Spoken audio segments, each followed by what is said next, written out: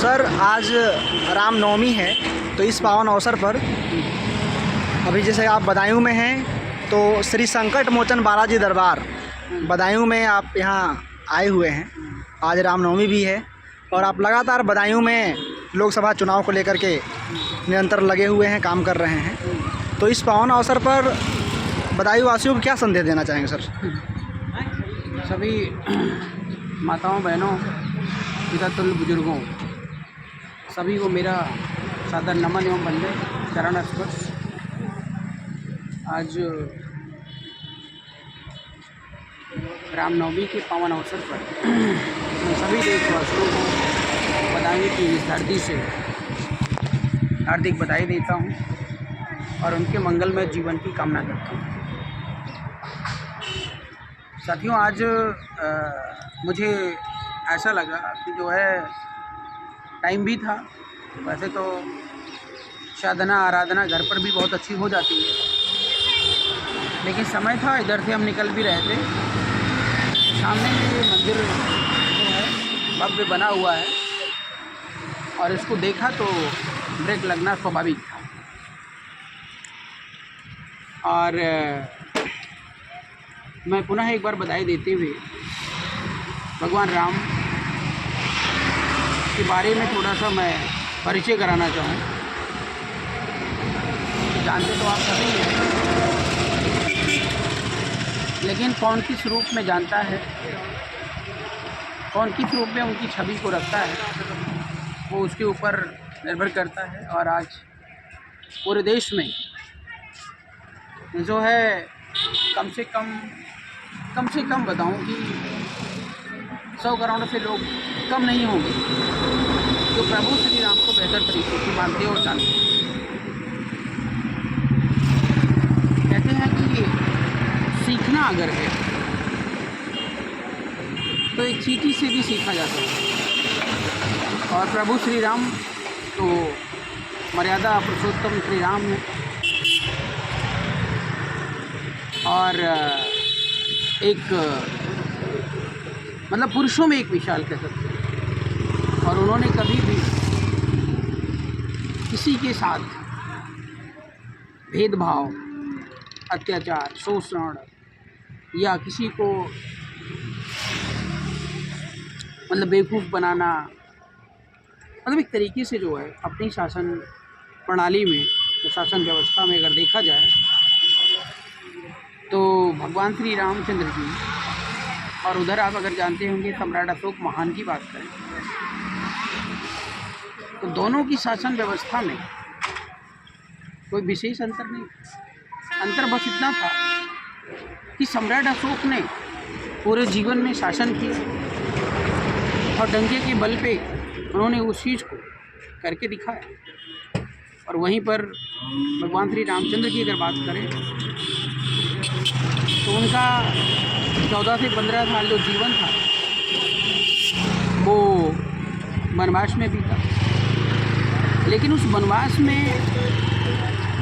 के माध्यम से उन्होंने हमारे देश और हमारे समाज को बहुत सारी ऐसी प्रेरणात्मक संदेश और बहुत सारी चीज़ें सीखने को बता गए हैं, जो आज हम उनको अपना करके अपने जीवन और अपने चरित्र को सुधार सकते हैं। रामायण हो, महाभारत हो, सिर्फ ये इंटरेस्ट का विषय नहीं है, एंटरटेनमेंट का विषय नहीं है। बहुत कुछ चीज़ें जब आप उन्हें देखते हैं तो वो सीखने और समझने की चीज़ें होती हैं। अब जैसे भगवान श्री रामचंद्र जी ने सबरी के जूठे बेर खाए,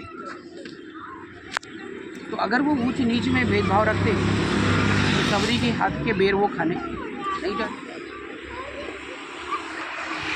भगवान श्री रामचंद्र अपनी सत्ता, राज सत्ता को मेंटेन करने के लिए, इन सत्ता की अगर बात करें तो उन्होंने जो है सत्ता की कभी लोभ और लालच नहीं रखी। अपने भाई को दे करके तो वनवास चले गए और वहाँ से लौटे या उससे पहले उन्हें कोई ऐसी लालच नहीं थी कि मैं गद्दी पर विराजमान हूँ और उनसे भी बड़े अगर बात करूँ तो भरत की बात करूँ तो उनसे बड़े त्यागी और उनसे बड़े श्रद्धालु और उनसे बड़े आदर्श अगर कहें तो जो है भरत की भूमिका कम नहीं। वो उनकी चरण पादुका ला करके जो है सिंहासन पे रखे और आजीवन उनकी पूजा करके सिंहासन चला बतौर प्रतिनिधि। तो कोई छोटी बात नहीं। आजकल आप समाज में जा रहे हैं, भाई भाई लड़ने कटने मरने को तैयार है और एक दूसरे का हिस्सा छीनने को मजबूर है, मतलब लड़ाई। तो ऐसी तमाम चीज़ें हैं जो चीज़ें आप प्रभु श्री राम से और उनके जो शासन प्रणाली या उनका जो व्यक्तित्व प्रदर्शित किया गया है उसके माध्यम से बहुत कुछ चीज़ें समाज में सीखी जा सकती हैं और समाज को एक आदर्शवान जो है समाज बनाया जा सकता है। और आज इसी आस्था की बात अगर हम करें तो इसी आस्था के नाम पे राजनीति बहुत तेज़ी से हो रही है, क्योंकि मैं अगर इस पर फोकस नहीं करूँगा तो आप इस चीज़ को समझ नहीं पाएंगे। आस्था, साधना, आराधना ये चीज़ें व्यक्तिगत होती हैं, इसमें राजनीति कहीं इन्वॉल्व नहीं होती है। भगवान राम को राजनीति से क्या लेना था, हनुमान जी को राजनीति से क्या लेना था। लेकिन हमारे देश के यशस्वी प्रधानमंत्री भगवान राम और आस्था के नाम पर पूरे देश को मूर्ख बनाने का काम कर रहे हैं। जैसे उन्होंने समझ गए कि आस्था आपकी कमज़ोरी है, भगवान राम को मानना आपकी कमज़ोरी है, या सुबह शाम मंदिर जाना आपकी कमज़ोरी है। आपकी इस मजबूती उन्होंने कमज़ोरी बना करके उसको इस्तेमाल करना चाहिए और लगातार इस्तेमाल कर रहे हैं। मतलब अगले को सत्ता मिल जाए। राम के क्या मुख्य उद्देश्य थे, लक्ष्मण के क्या मुख्य उद्देश्य थे, भरत के क्या थे, उससे उनको कोई लेना देना नहीं। कुल मिलाकर के देश शोषणकारी जो व्यवस्था है वो पूरी तरह हावी है और उसमें SC ST OBC तो बहुत बुरी तरीके से हाशिए पे आस्था के नाम पर बहुत बड़ा बिजनेस किया जा रहा है। तो मैं देश के तमाम राम भक्तों, तमाम उन जो है हमारे जितने भी श्रद्धालु भाई हैं उनसे यही अपील करूँगा कि राम हमारे हैं, देश हमारा है, देश संविधान हमारा है, इसको हम सबको मिल करके चलाना है। और हमारे देश में जो बना हुआ संविधान है वो पूर्णतः लोकतांत्रिक है। वो जितने भी संप्रदाय होते हैं ना सभी के लिए समान रूप से व्यवहार करते हैं।